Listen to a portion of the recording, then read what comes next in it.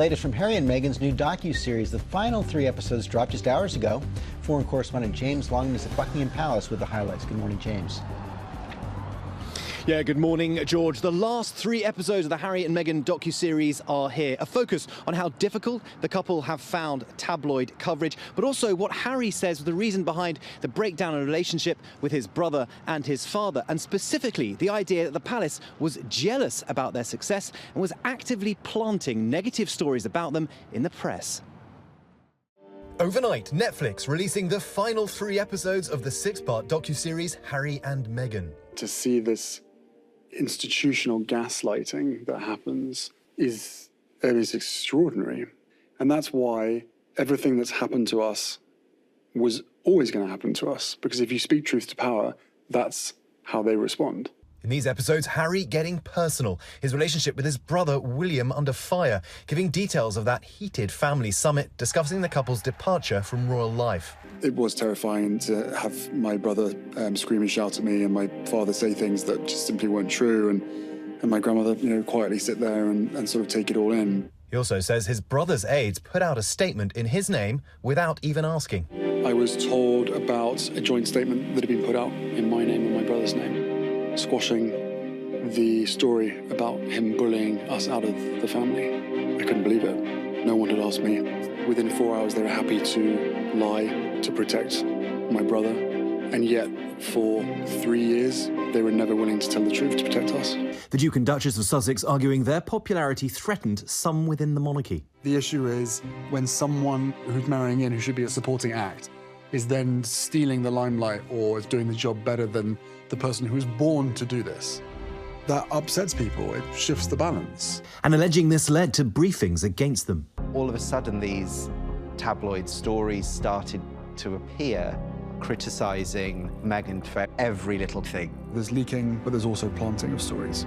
So if the comms team want to be able to remove a negative story about their principal, they will trade and give you something about someone else's principal. So the officers end up working against each other. That drip feed of constant attack on someone who is an individual, a real person, has an impact. In Meghan's case, they recall, it was terrible. I remember her telling me that she had wanted to take her own life. And that really broke my heart. I was devastated. I didn't deal with it particularly well. I dealt with it as institutional Harry as opposed to husband Harry. They say that stress by the tabloids caused Meghan to lose a child. The first morning that we woke up in our new home is when I miscarried. I believe my wife suffered a miscarriage because of what the Mail did. I watched the whole thing. There's been no comment from the palace so far, but Elsa Anderson, the Queen's former press secretary, has hit back at the couple's claims.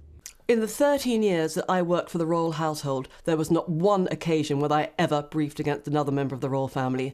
It would be completely counterproductive, it would damage the institution, and it would be wrong, and the Queen would not sanction it. Well, how is all this going to be received? I think it's fair to say we've heard a lot about Meghan and Harry over the years. We rarely hear quite so much from them, and people are clearly interested. This is breaking records on Netflix. I found it shocking in parts, very moving in others. The royal family say they're not commenting. We will see them out in force, though, later today at a Christmas service. They'll want to show very much that this is business as usual. Guys. Hey, James, are you getting a sense of the reaction from folks there, the public, how they're receiving this? Well, look, I mean, it's early days, these last few. I think people are really interested to hear from them. You know, we've heard, there have been so many headlines about Meghan and Harry, but seeing particularly Meghan, hearing how this has impacted her, seeing her get emotional, I think that is landing with people here. There's a big generational divide. The polls say that they're very unpopular here, but I think among younger people, Harry and Meghan are really popular in this country. And just overall, it's a missed opportunity for Britain. Okay. Guys. All right. Thanks as always, James.